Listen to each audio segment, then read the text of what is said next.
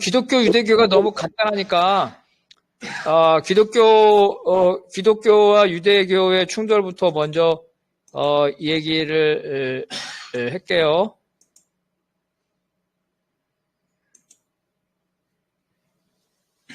자, 아시겠지만, 예수까지, 그죠? 예수부터 기독교와 유대교가 분리되잖아요.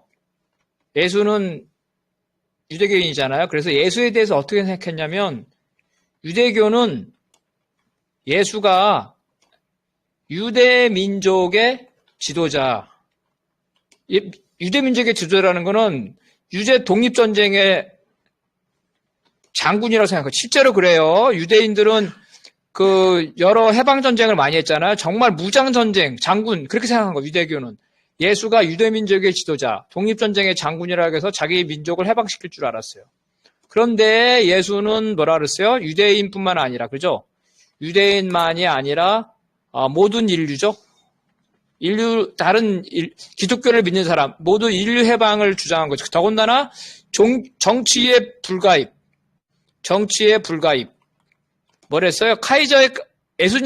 하나님의 것을 하나님으로. 그 다음에 시저의 것은 시저로 했잖아요. 이렇게 됨으로써 유대교는 예수를 배신자로 생각해요. 유대교에서는 예수를 배신자. 예수는 이제 배신자라고 생각하죠. 기독교에서는 유대교를 예수의 보편적인 사랑이죠? 사랑. 인류애죠. 이걸 부정하죠. 유대인 우선주의잖아요. 그래서 예수의 보편적인 사랑, 인류애를 부정한 편협한 종교로 생각합니다. 그래서 예수 때뿐만 아니라 예수 사후에 잠시 동안 유대교하고 기독교하고 거의 구분이 안 될 정도였어요. 그런데 조금씩 구분이 돼서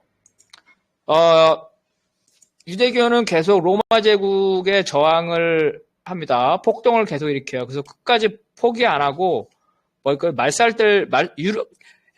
로마 애들이 딴 것도 마찬가지인데 자기의 저항한 곳은 가가지고 불 지르고 모든 걸 무너뜨리고 말박으로 바꿔 사람이 못 살게 막 심지어 땅에다가 소금까지 뿌려요. 예루살렘에도 그렇게 해가지고 완전 예루살렘이 사람이 못 살게 만들고 다 쫓아냈어요. 그래서 유대교는 끝까지 로마에 저항했고, 기독교는 로마와 협력했죠? 로마와 협력하고, 심지어 로마 제국의 국교가 됐잖아요. 대표적인 사람이 누구야? 사도 바울이죠? 이렇게 돼서. 그래서, 이렇게 되면서 기독교는 세계의 종교, 로마 종교가 되면서 쉽게 말하면 지배 종교가 된 거죠. 이렇게 되면서 기독교가 어떻게 했냐면은 이 유대교를 탄압을 합니다. 여기서 탄압이라는 건 종교전쟁은 살벌합니다. 우리 한국전쟁하고 비슷해요. 유럽의 종교전쟁은 사람 머리 다 껍질 벗기고 인디안한테 하던 짓 다 유럽의 종교전쟁 때 다 했던 방식이에요. 유대교를 탄압을 하는데 유대교가 소수죠. 유대인이 소수. 그래서 어떤 식으로 탄압을 하냐면 이걸 유대인 문제라 그러는데 시민권을 안 줘요. 시민권을. 직업의 자유도 없어요. 직업과 정치의 자유가 없습니다. 유대인은. 기독교에서 중세까지 다 그랬어요. 그래서 유대인들이 일반적인 직업과 정치를 할 수 없기 때문에 고리대를 한 거예요. 이 고리대는 기독교에서는 금지됐어요. 그런데 유대교에서는 이걸 금지를 안 시켰단 말이에요. 그래서 고리대 같은 이런 것만 하면서 유대인이 직업적으로 천시받은 거죠. 이걸 유대인 문제라고 그래요. 그래서 유대인한테 시민권을 안 줬어요. 막스의 아버지도 유대인 출신 변호사였는데 변호사 개업을 할 수 없어가지고 기독교로 개종을 하는 이런 정도고, 그래서 막스가 쓴 유명한 유대인 문제라는 책도 있는데, 유대인 문제죠. 그래서 유대인에게 시민권을 안 준 이런 거예요. 그래서 이것들이 계속 문제가 되면서 결국은 이 유대인들이 그 문제를 이렇게 해결하려는 노력 중에 하나가 뭐냐면 유대인의 나라를 만들자는 거예요. 유대인의 나라를 만들자. 그래서 우리가 이스라엘에 나온 거를 우리는 잘 모르는 사람은 1차 대전 이후인데 그게 아니라 19세기 말부터 19세기 말에 원래의 고향, 그죠? 원래 고향인 팔레스타인으로 돌아가서 유대인의 나라를 이게 유대인의 나라를 만들자는 운동이죠. 이 운동이 유럽에서 나오게 됩니다. 그래서 1, 2차 대전을 통해서 이스라엘이 이렇게 만들어진 거고요. 그래서 이러한 그 기독교와 유대인의 전쟁에서 기독교가 완전히 이 승리를 하게 되는 거고요. 완전히 승리하고 나서 유대인한테 이제 일종의 이 시민권을 주고 바로 이제 중동에 이슬람 문제가 생기면서 기독교와 유대인이 지금은 협력하는 거죠. 왜냐하면 크게 보면 기독교와 유대인을 한 편이고 이슬람은 다른 쪽. 사실 이슬람, 기독교도 다 같은 풀이에요. 풀이에서 시작했는데 어쨌든 보게 되면 더 가까워. 그래서 기독교와 유대인 옛날에 싸웠지만 지금은 협력하는 이런 관계. 이게 이제 기독교와 유대인 간의 어떤 그런 싸움이었죠. 전쟁까지 하고 이제 종교 전쟁도 하고 이런 상황이었던 거고. 그리고 유럽에서 종교 전쟁이 마무리는 베스트 팔렌 조약 1648년이죠. 1648년에서 종교의 자유를 인정을 완전히 합니다. 종교의 자유. 근데 여기서 종교의 자유는 뭐냐면 개인의 종교의 자유가 아니라 국가가 종교를 선택하는 거예요. 그래서 우리는 개신교를 선택하겠다면 국가가 개신교를 선택하는 거예요. 그래서 거기 있는 사람들은 다 개신교를 믿어야 돼. 거기 카톨릭 사람들은 탄압받죠. 그래서 프랑스다. 그럼 프랑스는 카톨릭을 선택했어. 그럼 그 프랑스 카톨릭이 아닌 개신교, 휴구 이게 개신교들인데 이 사람들은 탄압받아. 그래서 이 사람들이 미국으로 이주하는 거죠. 미국으로 이주한다. 그래서 베스트 팔렌 조약으로 종교의 자유는 국가의 종교의 자유만 했고 개인의 종교의 자유를 허용하지 않았기 때문에 주로 카톨릭 국가에서 탄압을 받는 개신교들이죠. 이 개신교들이 미국으로 이주해서 미국이 나온 거예요. 휴그든 청교도든 뭐 이런 것들이죠. 캘빈이든 이렇게 돼서 종교였다는 거고. 그 다음에 다극체제, 일극체제는 뭐 우리가 다 아는 건데 빨리빨리 얘기하면 되겠죠. 자, 첫 번째. 다극이냐, 일극이냐는 뭐예요? 뭘 가치적인 관점이에요. 그러면 세계를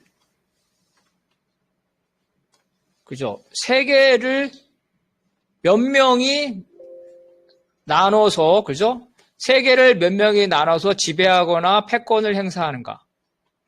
이런 몰가치적인 관점이에요. 몰가치적 관점인데 사실은 이 관점이 뭐예요? 냉정하게 몰가치가 지면 그게 아니라 강대국 관점이라는 거예요. 그렇잖아요. 우리 한국이 무슨 다극이 될 수가 있어요? 불가능한 거예요. 그래서 강대국들이 내가 혼자서 세계를 다 삼키냐 아니면 누구와 사이좋게 나누냐 이거예요. 그죠? 그럼 어떻겠어? 자, 강대국. 그만 비슷한 강대국, 그죠? 비슷한 강대국들이 있으면 유럽이죠. 전형적인 게 유럽이에요. 유럽. 과거 유럽. 여기 다극체제겠죠? 다극체제. 당연히 다극체제. 근데 그 중에서 강력한 나라가 되면 이 나라가 바로 패권을 지향하겠죠. 패권 지향. 단극체제를 가겠죠. 그리고 유럽에서 이렇게 생긴 게 나폴레옹이잖아요. 나폴레옹이 단극. 다 혼자서 지배하려는 거. 히틀러. 이런 게 생긴 거 아니에요? 이런 거죠. 나라가 프랑스나 독일이나 한계가 있죠. 이렇게. 사실 러시아는 이런 단극체제를 시도한 적이 한 번도 없어요. 러시아는 단극체제를 시도한 바가 없다.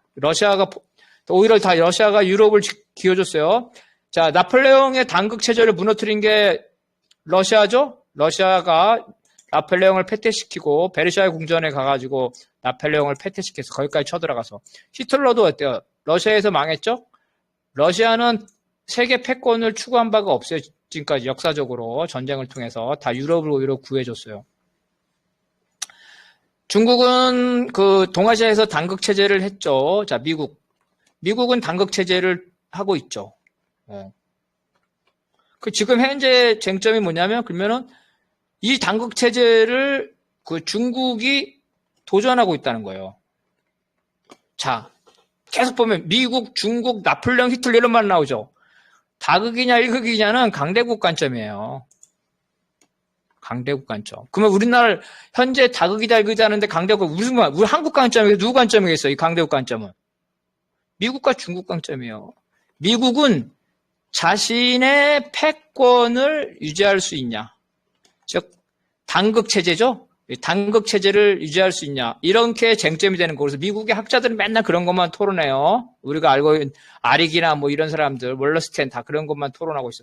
그 다음에 중국은 내가 세계 지배는 못하더라도 나중에 하더라도 일단은 그죠? 동아시아에서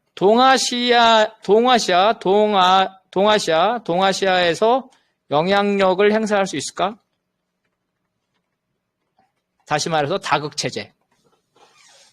미국의 단극체제를 완화시켜서 내가 어느 한 분야에 대해서 미국과 좀 비슷하게 세계의 영향력을 갖출 수 있었을까? 그래서 미중이 어때? 분업체제죠? 미중 분업체제에서 어떻게 했어요? 미중이 아주 뭐 밀월 관계 그런 데이트 한 적도 없어. 그죠? 사회주의라고 주장하는 중국과 자본주의라는 미국이 야합을 엄청나게 한 거죠. 그래서 중국이 얼마나 이익을 봤어요. 중국의 경제가 얼마나 발달했어. 이제 와서 중국이 이제 미국이 유일한 단계가 아니라 우리도 미국 수준으로 국제적인 국가가 되겠다. 그래서 단극체자, 다극체자라는 얘기 되는 거죠. 여기에다가 기존에 러시아가 있는 거고. 인도도 우리가 영토면이나 인구면이나 우리가 중국도 부상한다는데 우리가 중국보다 못할 게 뭐 있어. 우리도 최소한 미중, 인도 여기까지는 가야 되는 거 아니냐. 그래서 단극체제나 다극체제는 다 강대국 관점이라는 거야. 우리하고 상관없는 거야, 다극체제. 근데 우리가 다극체제다 하고 막 사람들이 막 얘기하고 있죠. 여긴 두 가지 관점이에요. 첫 번째, 긍정적 관점. 미국 패권이 추락한다. 미국 패권이 추락하는 점을 긍정적으로 보는 거예요. 긍정적으로 본다. 미국의 패권, 미제국주의가 몰락한다. 그래서 세계는 다극체제로 가야 된다. 이게 이제 긍정적인 이러한 거죠. 그러면서 연대를 하는 거죠. 미국에 맞서는 국가들이 단극 체제보다는 다극 체제를 선호하죠. 당연하죠. 미국 혼자서 하기보다는 미국에 맞서는. 그래서 중러, 그죠? 원래 중러는 사이가 안 좋아요. 그런데 이제 중국과 러시아는 전부 다 중러는 미국과 친구가 되고 싶어. 미국과 친구가 되고 싶어요. 동등해지고 싶어요. 근데 미국이 그걸 반대하죠.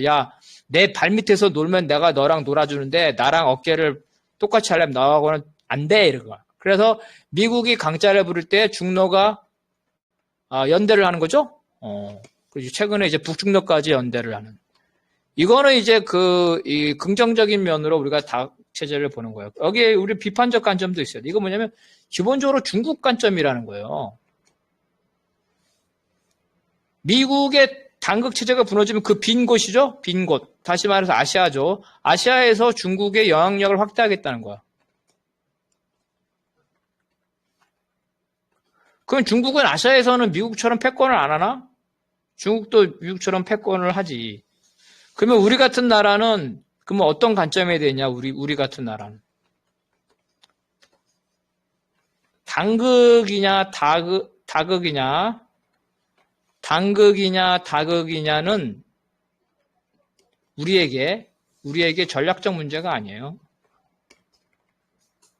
우리가 무슨 하나의 극을 차지할 수 있는 게 아니잖아요. 그죠? 그게 아니라 단극이든 다극이든 그죠? 그죠? 우리의 국익을 그죠? 침해하는 것을 경계해야 되는 거죠. 그게 미국이 됐든 중국이 됐든 간에. 중국이 미국에 대항한다 그래가지고, 중국 하는 일은 다 좋고 중국 편에 들자면, 중국이 깡패짓 안 하나요? 중국도 깡패짓을 하고 있죠. 이런 거. 그래서 미국에 맞서는 이 다극 체제, 그죠? 다극 체제의 전술적인 이익이 있지만, 그죠? 있지만 다극 체제도 강대국이죠. 강대국의 지역적 패권을 용인하는 경향이 있다. 그래서 중요한 거는 이 강대국의 패권에 맞설 수 있는, 그죠? 자주적인 힘, 혹은 힘이 없다면 약소국이죠? 약소국들의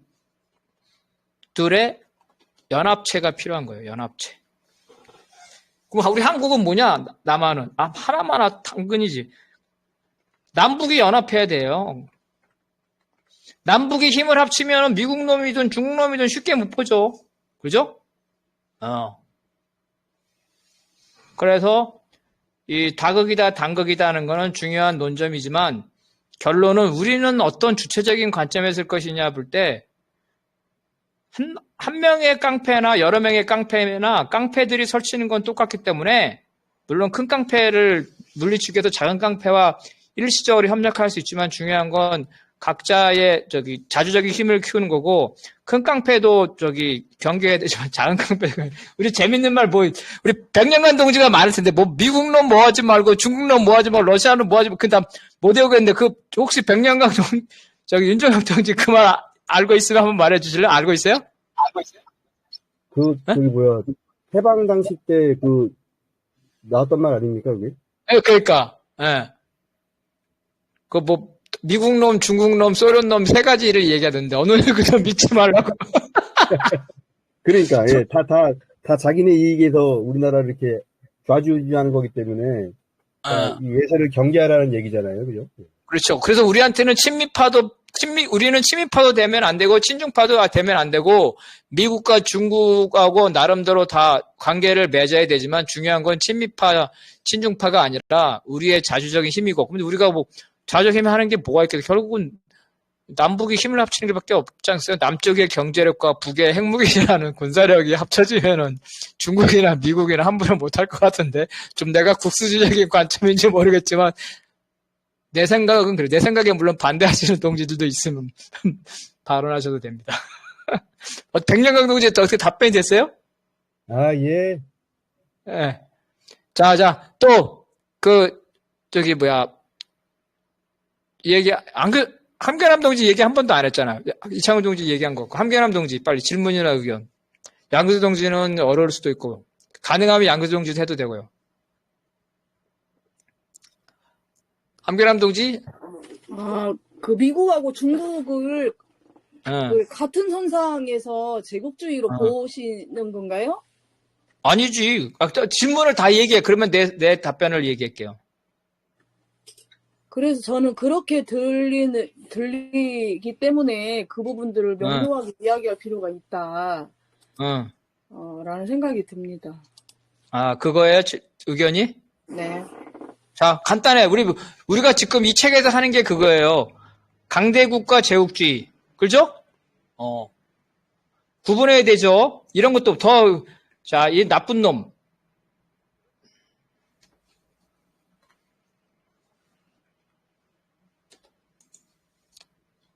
나쁜 놈이죠? 나쁜 놈이 있는데, 거기에는 강대국도 있죠?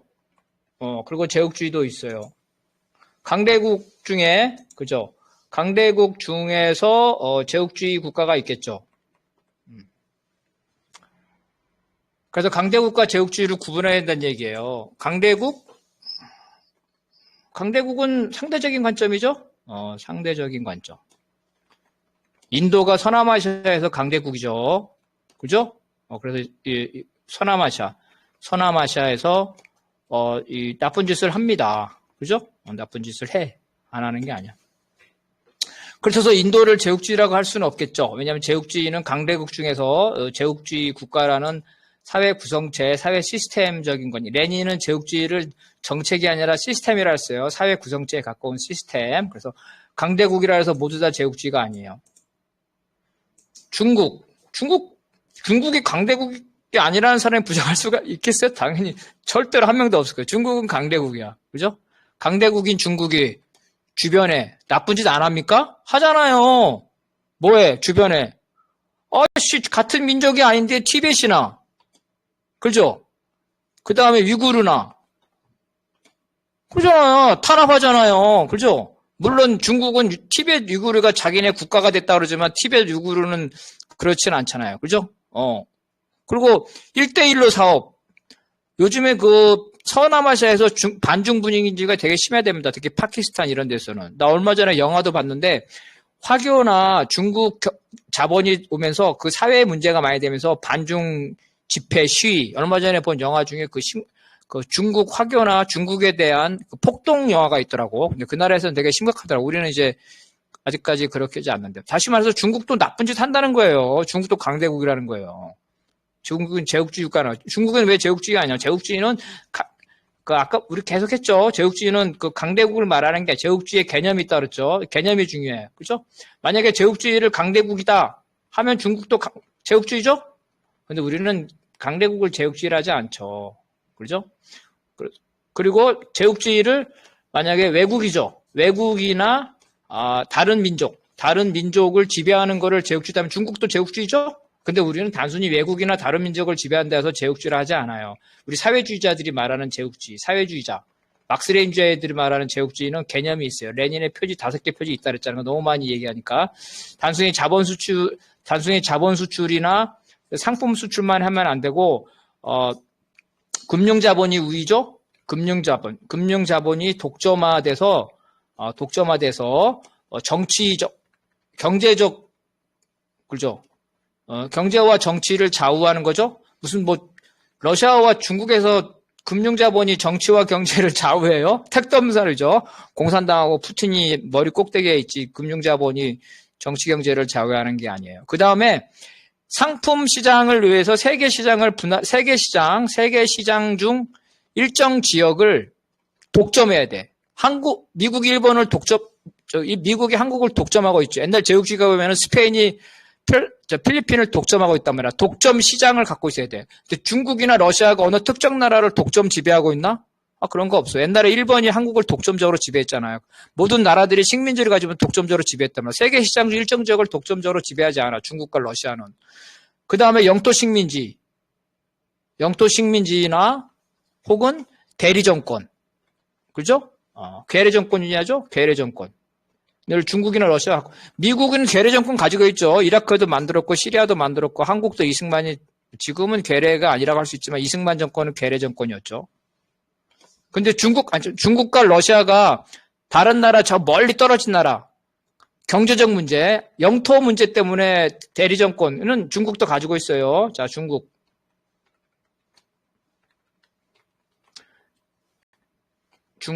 영토 문제. 정치 군사적, 그죠? 주변 민족이죠. 위구르, 티벳, 그죠? 이런데 대리정권을 했었죠. 대리정권. 소련도 했었죠. 주변에 대리정권. 정치 군사적, 경제적 문제 때문에 경제적 문제로 다른 대륙, 멀리 있는 국가, 그죠? 멀리 있는 국가나 민족을 식민지화 한 적이 없다. 중국과 러시아는. 그래서 중국과 러시아는 제국주의국가가 아니지만 강대국이고 중국과 러시아는 제국주의 형태가 아니라 강대국 형태로서 주변 나라를 침략하거나 지배하거나 부당한 압력을 행사하고 있기 때문에 미국의 제국주의에 대한 저항은 당연하지만 중국의 강대국의 패권에 대해서 항상 우리가 감시를 해야 되고 그런 문제에서 필요하다면 중국과 맞서거나 견제를 해야 된다는 거예요. 함계람 동지 질문에 답변 됐어요? 잠깐. 하나씩 넣어. 함계람 동지. 답변이 안 됐... 너무 애매모호한 것 같아요. 강대국이라고 하는 부분들을 제국주의는 아니라고 하는데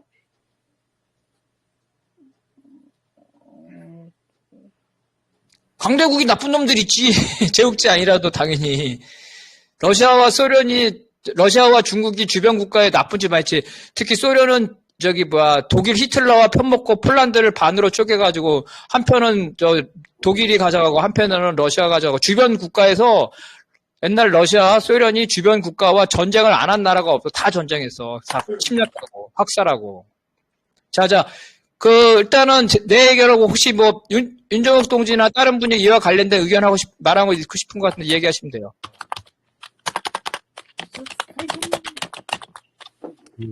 남북연합을 말씀하셨는데, 예. 그죠? 예, 말씀하세요. 그게 뭐, 되면 좋겠는데, 예. 체제가 지금 없잖아요. 예. 안 되는 이유가 뭔 것 같아요, 우리 박사님이 보기엔. 어떤 이유요? 그러니까 남북연합까지 말씀하셨잖아요. 예. 아, 안 되는 이유? 잘 안 된 이유가, 그 핵심적인 이유가 뭐라고 생각하세요, 우리 박사님? 한국이 미국의 지배하에 있어가지고 주권이 없기 때문에 안 되는 거죠, 당연히. 미국 놈 몰아내면은 당연히 되지 않겠어요? 냉정하게 말하면? 왜냐면 경제적 이해관계가 맞아떨어지기 때문에. 지금 택시 운전하시는 분도 얘기 들어보면은 한국 경제는 더 이상 발전할 수 없다는 거예요. 더 이상 이제 한계에 도달했다는 거예요, 더 이상. 이게 지금 경제가 하려면은 더 폭넓게 나가야 되고, 대륙을도 뻘쳐야 되고, 중국, 러시아하고도 확장하고 해야 되는데, 한국이, 남한이 육지의 섬이라는 거야. 그래서 그걸 할 수 있는 거는 남북이 연합해서 유라시아 대륙으로 넘어가서, 필요하면 중국과 연대도 협력하고, 러시아도 협력하고, 필요하면 또 미국과도 하고, 이렇게 크게 큰 물에서 놀아야 되는데, 육지 섬에 갇혀가지고 큰 물에서 놀 수가 없다는 거야. 미국의 이런 에서 남북 분단 상황에서는. 택시 운전도 우리 형제 우파인데요. 우리 형도 그래요. 통일 아니고서는 이제 한국 경제는 이제 더 이상 발전 가능성이 없다고. 잠깐. 윤정욱 동지 더 추가로 할 말 있으면 하면 돼요. 알겠습니다. 사실은 뭐 중요한 이야기 아니었어요. 그러니까 지금 말씀하신 게, 막스 레닌주의 관점에서 이렇게 말씀하시는 거예요? 그렇죠. 제국주의라는 개념에 대해서. 막스 레닌주의에서 바라보는 제국주의 관점에서 이렇게 바라보시는 거예요? 예, 5가지 표지가 있어요. 그 중에서 이제 최고 중요한 게 상품 수출, 자본 수출만이 아니라 금융 자본의 정치적, 경제적 우위, 그 다음에 특정 시장에 대한 독점적 지배, 그 다음에 식민지나 계례 정권, 대리 정권이죠. 반식민지적 지배. 정치적 그런 이론을 적용해 봤을 때 딱이다, 우리나라가 지금 남한이. 아니, 그런 이론 말해서 제국주의는 미국은 제국주의에 해당되지만 중국과 러시아는 제국주의가 아니라는 거고. 강대국이다. 그렇죠. 중국은 강대국이다. 그리고 한국이 식민지냐 아니냐 논쟁이 있지만 한국이 식민지로는 출발했는데 현재 조건에서 미국의 지배는 받지만 미국의 식민지라고 보기는 어렵죠. 우리 자주계열 동지들은 반대할 텐데 미국의 강력한 영향이 있지만 식민지까지는 아니지. 자본주의 체계 하에서 있는 제국주의적 성격 때문에 그런지 역사적으로 중국의 진시황부터 그다음에 오스만 투르크, 몽골, 그다음에 프러시아 사실 제국으로 불려서 로마 제국, 또 대영 제국 그런데 현재 지금 자본주의가 생기고 그때에서 맞는 제국주의 우리가 당하는 침략 우리 현실에서는 그래서 사실은 우리 되게 그래서 제가 아까 얘기했던 것처럼 중요한 얘기 알지도 모른다는 거예요. 왜냐면 역사적인 있었기 때문이고 지금 가장 중요한 문제가 아니라서 그랬던 거지. 제국주의는 어찌 보면 그 진시황이 어떻게 보면 제일 우리가 가까운 걸 알고 있는 제국주의라고도 하고 로마 제국도 알잖아. 그렇죠.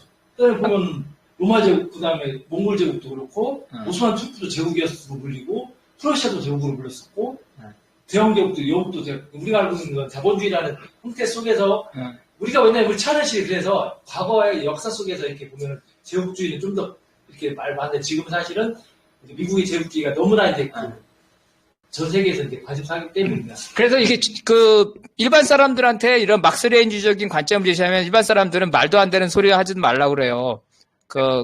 일반 사람 당연히 그러죠. 그런데 우리 막스레인주 왜 그러냐면 그거는 뭐냐면 있잖아. 우리는 자본주의 타도 투쟁을 목표로 하기 때문에 모든 이론은 자본주의 타도라는 그 목표에 거기에 따라 이론의 실천에 복종해야 되기 때문에 그러면 기본적인 게 뭐냐면 자본주의 타도하려면 세계 자본주의의 개수, 수계들이죠. 이 수계들을 제국주의로 특정하는 거죠. 그래서 엄격하게 적용을 해서 그 나라에 대한 투쟁을 전개해야 되는데, 만약에 제국주의를 강대국 일반으로 확장하게 되면은, 특정 투쟁, 특히 반미 투쟁이 이완되면서, 자본주의 수계인 미국에 대한 투쟁이 약화되죠. 이놈도 나쁘고 저놈도 나쁘고 하면 그게 되면은 되겠냐고. 딱, 깡패 주먹을 딱 탁해서 정해가지고 하지. 그래서 제국주의라는 개념을 협소하게 여기자는 게 이제 막스레인주의적 관점이에요. 바라서 이 문제가 바로 그리스 공산당과 관련돼서 한국에서도 제국주의 피라미드 이론으로 해가지고, 논쟁되고 있는 겁니다. 자, 7분인데 딱, 이상물 동지 혹시 하고 싶은 말 있으면 해보세요. 제가 이거 AI에 물어봤는데요. 예. AI도 이거 답을 못 내더라고요. 아, 그래요? 네. 되게, 되게, 뭐라 그럴까, 이렇게, 현재까지는 답을 못 내고 있다. 아, 그러니까, 예. 그래서 우리는 어떤 게 중요하냐면요. 최소한 이제, 모르겠습니다. 저는 사회주의적인 관점, 유물론적인 관점이에요. 그래서, 이론이 중요한 게 아니라 실천이 중요하고, 이론은 실천에 복무를 해야 되기 때문에 어떤 이론을 할 때는 그 이론을 세우는 목적이 있고 거기에 따라서 개념이 중요하다는 거예요. 그래서 개념에 따라서 하는 거기 때문에 중국이 제국주의가 아니냐 하는 거는 그렇게 단편적으로 하는 게 아니라 자기가 어떤 실천을 할 것인가, 그 다음에 제국주의라는 개념을 어떻게 설정하실 것인가, 여기에 따라서 사람들의 관점이나 내용이 달라지는데, 일반인들의 그냥 상식적인 관점에서 얘기하면은 중국을 제국주의라고 생각하죠, 당연히. 과거 역사적으로 보면은 중국이 한국도 침략하고 다른 데도 많이 침략했는데, 그냥 일반인들의 생각으로 볼 때는 강대국은 다 제국주의고 중국이나 미국은 아주 강대국 중에서도 제국주의의 순위 안에 들어간다고 생각을 하죠. 근데 우리는 사회주의적 관점에서는 그렇게 하기 어렵기 때문에, 그럼 우리가 반중투쟁도 해야 되나? 이런 문제가, 제국주의라고 규정하면 반제투쟁을 해야 되잖아. 이게 사회주의자들과 일반인의 다른 점이라는 거예요. 그냥 책상에 앉아가지고 논쟁하는 사람들은 얘도 나쁘고 쟤도 나쁘고 하지만, 그게 아니라 우리 실천 투쟁하는 사람들은 상대방 타켓에서 공격을 해야 되기 때문에 그 타켓을 명확히 하려면 개념이 정확해야 된다. 이게 이제 단순히 학자나 단순히 논쟁이 아니라 실천을 전제로 해서 결국은 실천과 개념에 따라서 중국을 어떻게 볼 것이냐는 각자 다양하게 볼 수가 있겠죠. 한 가지만 더 여쭤볼게요. 예. 그러면 아까 그 5가지 기준 중에서, 예. 금융자본, 상품시장, 영토 식민지, 대리정권 유무, 나머지 두 가지는 뭐죠? 그러니까 가장 중요한 게 상품 수출, 자본 수출. 5가지인데 상품 수출, 자본 수출이 2개잖아요. 네네네. 이것만 적용하면은 다 제국주의예요. 중국도 제국주의고 한국도 제국주의. 이게 바로 제국주의 피라미드 이론이고, 다 함께 노동자에 대해서 말하는 아제국주의예요. 자본 수출, 상품 수출하면 노동자를 탄압하잖아요. 네.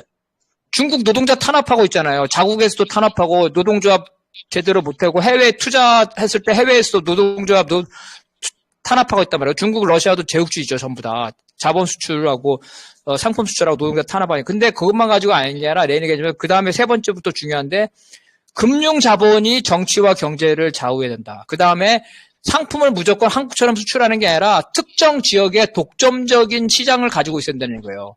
그리고 그 특정 지역의 독점적인 시장을 가져려면 그 지역에 대한 그 정책이죠. 정치적 지배권을 가지고 있어야 된다는, 이 5가지 표지인데, 중국이나 러시아는 상품 수출, 자본 수출까지만 맞고, 금융 자본의 우위라든가 특정 나라를 경제적으로 지배한다든가, 그 다음에 그 나라를 정치적으로 완전히 종속하는 거, 영향을 주는 게 아니라 영토적 식민지를 하든지 아니면은 대리정권을 내세우든지 그 정도로 강력한 지배를 가져야 되는데, 제국주의 피라미드 이런 사람들은 그 정도가 아니라 영향력만 미쳐도, 터키가 주변에 하는 것도 제국주의라는 거고, 남아프리카 공화국이 주변 아프리카에 하는 것도 제국주의라는 거예요. 제국주의 피라미드 이론에서.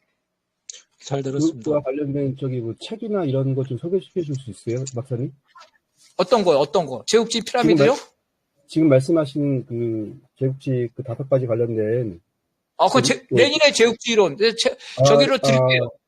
알겠습니다. 책 있을 텐데, 필요하면 제가 보내드릴게요. 아니, 그게 아니라, 우리 방에, 297명 있는 방에 아마 내가 찾아가지고 파일 올릴게요, 제국주의론. 그래서 지금 말씀하신 것 중에 그 대가지 핵심을 찌르셨어요. 일반인들이 상식적인 차원에서 이야기하는 거하고 어떤 특정한 관점을 가지고 말씀하시는 것 중에서. 그렇죠. 그래서 지금 중국과의 그런 관련된 논쟁이 여기 있는 것 같은데 핵심을 지금 말씀해 주신 것 같습니다. 예, 감사합니다. 맞아, 그거예요. 예. 그래서 술자리에서 먹는데 집에 가서 저기 명절날 가족들하고 대화하는데 중국의 제국주의 아니라고 하면 가족들이 뭐라고 했어? 야, 정신 차려라 그래.